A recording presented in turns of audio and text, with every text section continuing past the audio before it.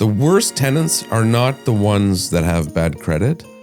The scary ones are those who have inconsistent stories and those who, when you ask for additional supporting documents, they get their back belligerent. up. Yeah, they get their back up. They resist. They put up a fight. There's a long delay. Red flag. Welcome back to the Real Estate Podcast. In episode 371, we're talking about tenant red flags, what to look out for as a landlord, as an investor.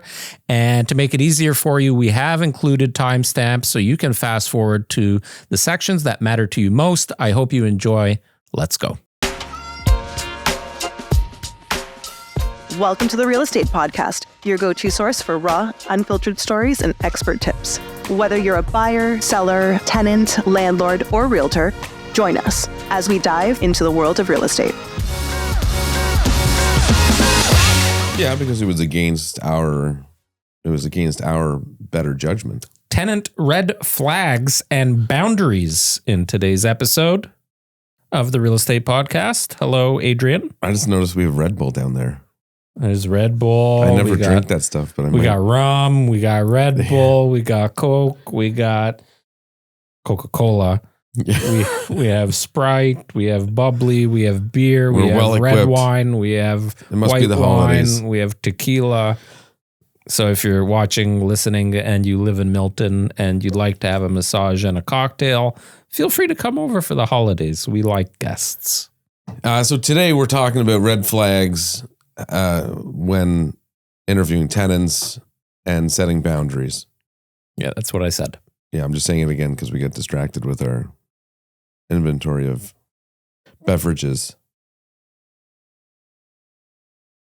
Oh, I thought you were going to go somewhere after repeating what I said. No, that was it. So it's a timely topic because there's a lot of things happening in the world of rental real estate. We're going to be chatting a lot about that next episode as well. Actually, you know what? I may make a suggestion that we post the next episode early because that one's more time sensitive. Right. So we should have. Maybe it doesn't matter. I mean, we're not doing this live. The other one is time sensitive though. So. Oh my God. If you watched last week's episode.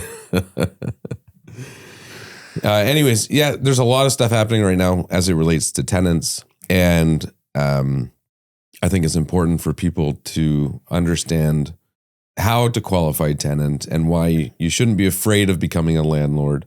Because a lot of people are, and that's often their biggest objection or stepping stone to diving into investing in real estate. In Ontario, anyways. So the biggest complaint or the biggest fear that a lot of landlords have, and I won't say complaint yet, I'll say fear. Biggest fear a landlord has is a nightmare tenant. 100%. Right? Yeah. What would you, now everybody's going to be different. To some people, a nightmare tenant might be that they're not paying their bills on time. I think that's the biggest fear. Well, of course, you want to get your rent as a landlord. Right. But let's go beyond the financial. Like to you as a landlord, if they were paying on time, what would be your other icks? Well, I think the two main things are you like how I got relevant there? Getting paid, and them respecting the property. That's it, because those are direct expenses and costs to you as a landlord once they leave, is repairing their damages potentially, right? Mm-hmm. I mean, those two things often go hand in hand. Somebody who isn't paying is also negligent in how they maintain the property. Mm-hmm. So if you can avoid that type of person, period, then you're coming out ahead. But there's also people that are dirty and gross and disgusting, and they will pay their bills. But you want to have the place fumigated and sanitized when they leave. So let's just assume you have a tenant. They're paying every month on time. They're paying a good amount of rent, like current market value for rent. But they are not the cleanest people. Mm-hmm. because we see that a lot. Mm-hmm. The bathroom is dirty. The baseboards aren't getting wiped down. Yeah. There's excessive amounts of dust or hair or just grime. It's all very subjective, so it's hard to really do much about it. But somebody who's not maintaining a property properly can be evicted for that reason. So I think it's important when we talk about boundaries, setting those expectations up front. Well, that's, I think, the biggest mistake that landlords make. Lack of communication, lack of Expectations. That's, those are the premise to all arguments, Right. in life in general. So if you can sort that out, settle it up front and early, you're way ahead of the game. So what are some red flags to you as a realtor, and putting your landlord hat on? What are some red flags before you onboard that tenant? So while you're going through the application process or through the screening process, what would... So for me, as when interviewing or considering prospective tenants, the worst tenants are not the ones that have bad credit. The scary ones are those who have inconsistent stories, and those who, when you ask for additional supporting documents, they get their back belligerent. up. Yeah, they get their back up. They resist. They put up a fight. There's a long delay. Red flag. And I move on, right? So, and this is something that we've learned from our many years of doing this, is typically the people that are really open, honest, good with communication, and will provide what they need. They're understanding versus argumentative. Even if their score is a little bit lower, if there's a story behind it, I'd rather take somebody like that, because I would feel that they'll be more respectful to that relationship, more respectful to the property. Yeah. The people that are combative and saying, why do you need that? Why do you need this? And have an 800 credit score, they're the ones that are going to be calling you at 10 o'clock at night to tell you that a light bulb is burnt out and this is unacceptable. Well, I remember one instance where a guy provided an Equifax report, and the bottom was cut off a little bit on every page. So I couldn't see, page 1 of 2. And that was standard format back then. It would always say page X of, and even the the URL. Yeah. Just to, correct, to make sure it's consistent. So I said, hey, thanks for sending this. The bottom's cut off, and I just need to see the whole thing. Can you rescan it for me? And he got his back up, and fortunately, he never came back again. But I wouldn't have entertained it otherwise. Right. And another good example of somebody who has bad credit is not necessarily being a bad tenant. We had somebody recently who was renting a unit that Renty manages, and when we brought them on, they had good credit. They were a nice young couple. And then they decided they want some more space. So we connected them with one of our agents, and their credit had gone from like mid to high 6s down to the 400s. And it was because they probably took bad advice from somebody and went into a consumer proposal to settle relatively minor debt when they lost their job. And it was just for a short little period of time. And that just killed them. Their credit score went to the shit, right? And but there's a story behind it. And now both of them had their permanent residency. They were both working full time. They were working towards clearing their debt. It was a good story. We know they were good tenants. And we placed them into another property that we manage that's a little bit bigger. And, they were happy. And our landlords are happy. But you can't always go off of credit. So, and that's another good example. We weren't aware of the consumer proposal until they wanted to move. So we said, hey, can you send us some more financial information just to give our landlords peace of mind that, you do have some investments or savings just in case something like this happens again. And they did, without question. Within a day or two, we had it all put together. And they even took our advice and they paid down a lot of that debt with their savings because they didn't realize how much interest they were paying on certain things.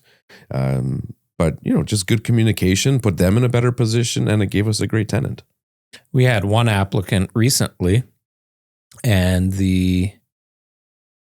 where the realtor that was representing this tenant reached out to me after we responded that we weren't interested in the application and wanted information as to why.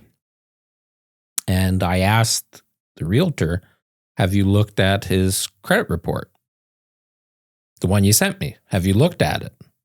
He said, yeah. Credit score is 689 or something like almost 700. So what are you expecting? 800 credit score? That's the response. I said, okay, fine. That's the score. But did you look at the report? So I can't remember how many accounts were revolving accounts. And all of them had at least one missed payment at some point.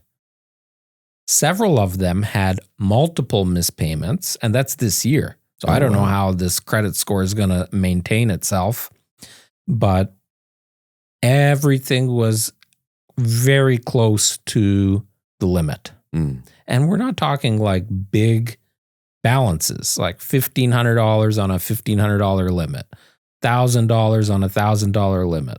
The other one was like $2,800 on a $3,000 limit. So they're all relatively low limits, but everything was maxed out. So there's a red flag for me. Sure. Well, and it tells us that once one is maxed, he probably goes and gets another one. Right. So here's my little pro tip is somebody that is good with their money will usually start getting higher balances, higher credit limits granted by the bank because they see your credit has been good, your repayment history has been good, you're using the card properly, we're going to extend your limit. But understanding that if you have a $3,000 limit and you're maxed out and now you're maxing out another credit card, and then in these you've missed a payment here, a payment there, what happens when, as a landlord, you got to be thinking, what happens if you can't pay my rent? Are you just going to say, okay, or sorry, or whatever? No, I need that money to cover my mortgage. In fact, now most landlords are in the minus every month a lot, right? Well, I can't count the number of phone calls I get with people that want to sell their unit, but they can't afford to because they're taking a $50,000 to $100,000 loss. Yeah. But that's almost better than the $1,000 to $2,000 monthly loss that they're taking on the rent. Right. Like they're losing on both sides. So it's like which is the better evil of the two? Which one?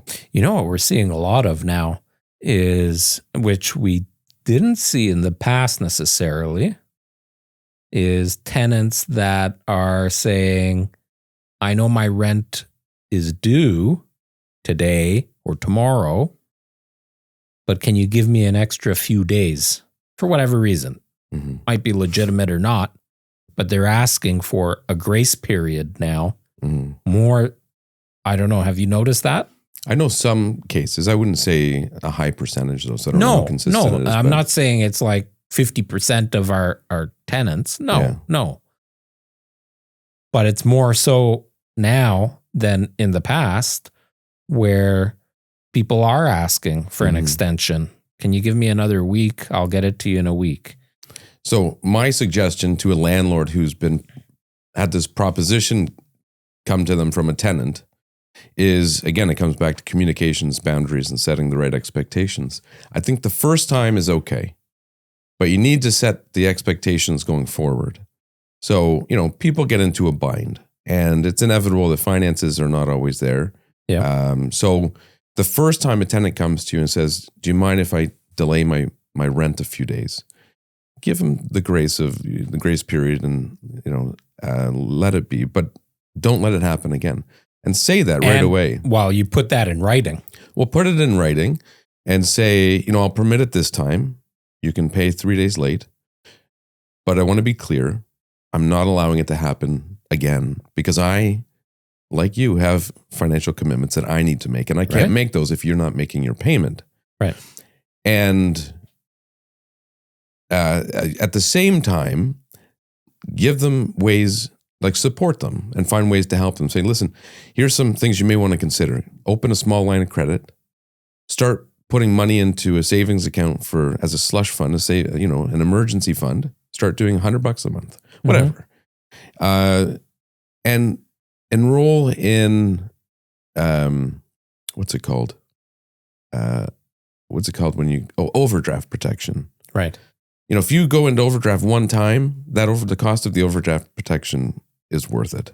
Mm-hmm. So overdraft protection, start putting money into a savings account, even if it's $20 a month, something small, and get a line of credit so you have funds available to you until your savings account accumulates a bit. Great tips. And then you should never, and then if they call you again 2 months later and say, hey, I'm falling behind in my finances, you can say, listen, I helped you the first time we met. I was very clear. I can't have it happen again. If you don't pay me on time, I'm going to have to file with the landlord and tenant board. Well, that's the issue, is that landlords aren't communicating properly with the tenants. Yeah. You have to set the proper expectation. You have to set the proper boundaries. You have to do your homework on these people beforehand, before you even give them the keys. Yeah. So why aren't you asking the question, hey, Adrian, you seem like a good person and you do a good job and everything, but what happens if 1 month you can't pay me? Right? Like, how are you going to ensure that you're paying me every month? Because your rent is $2,000 a month, but my cost is $2,500 a month. Right.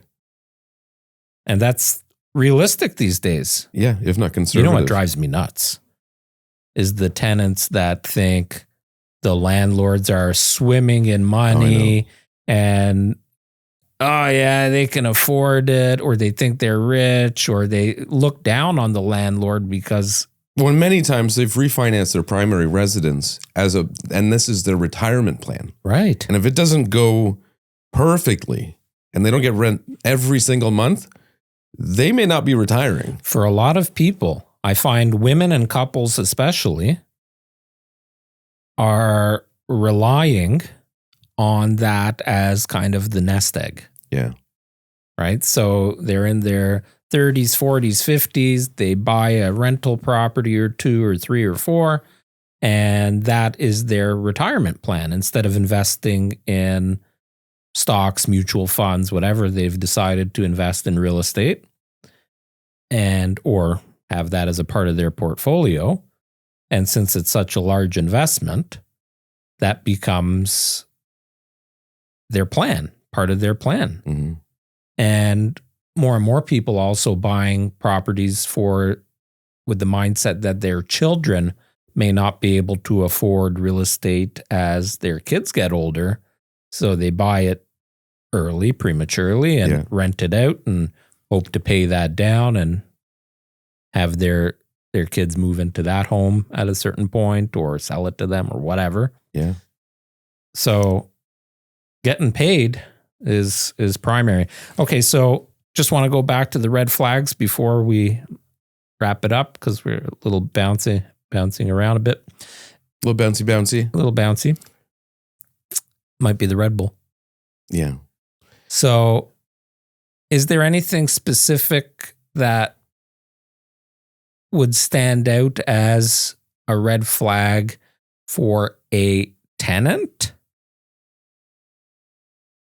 Like, I mean, for a tenant, a tenant against a landlord. Like, would a tenant say, "Oh, I don't want this person as a landlord"? Well, I think a face-to-face interview is crucial. You have to do it. I'd say primarily for the landlord, but also for the tenant. And you may just have a personality clash. I've had landlords not choose a tenant strictly because during the interview, the personalities just didn't jive, and they were very uncomfortable with that person's persona, right? Like they were like, we feel like we're not going to work well with this person, so they declined them. And on paper, they were perfect. They were really good. I thought they were great. I connected with them better than the landlord did, and that their opinion was more important because they were managing it themselves. So that's something. I think another thing as a landlord, even just during the interview process, asking basic questions, just like you would if you call a bank or any company where they need to verify your information, is during the interview, you started off by saying, just some basic questions I need to confirm here just to make sure I've got everything correct. Could you spell your first and last name? What's your date of birth? Where do you work? How long have you been there? What do you do? And I've caught people in lies. And sometimes they were white lies or innocent lies. Like they just felt they didn't want to disclose everything. But that's a red flag. Yeah. If they're willing to do that on the application, I'd say walk away. Okay, you went back. I flip-flopped just to be fair to the viewing audience. I gave you my opinion on how tenants what they should look for. Yeah. Just the personality clash. Yeah. I don't think there's much more. I mean, you've been to the property. If it's in shambles, don't even go to the interview. That's actually a good point, right? Like if you as a tenant are viewing a property and it's vacant, because if a tenant's there, the landlord can only do so much. But if it's vacant and it looks like shit, you might want to have your red flags up. Yeah. Because does the landlord actually give a shit about the home that they are renting to you? So if there's a major deficiency, I mean, you should be somewhat open-minded because maybe there's intention to fix it. But if there's a deficiency that you are just unhappy with and you wouldn't be comfortable moving in with, include it as a condition. So you're looking to see, will the landlord fix it? And make the condition worded in such a way that if they don't fix it before a certain date, you can walk away from the lease. Right. It becomes a true condition. Yes. And, I think we have a lot of great landlords. I say most of our landlords are excellent. Like they will do a lot of repairs and they appreciate that it's someone's home and it's also their investment. They want to take care of it. So I think that's important, is to see how accommodating a landlord is within reason. Here's a question for you. Would this be a tenant red flag?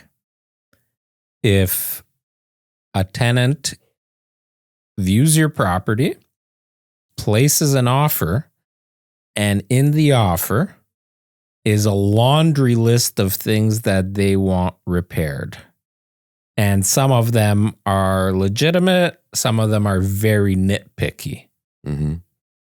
I say it's a red flag.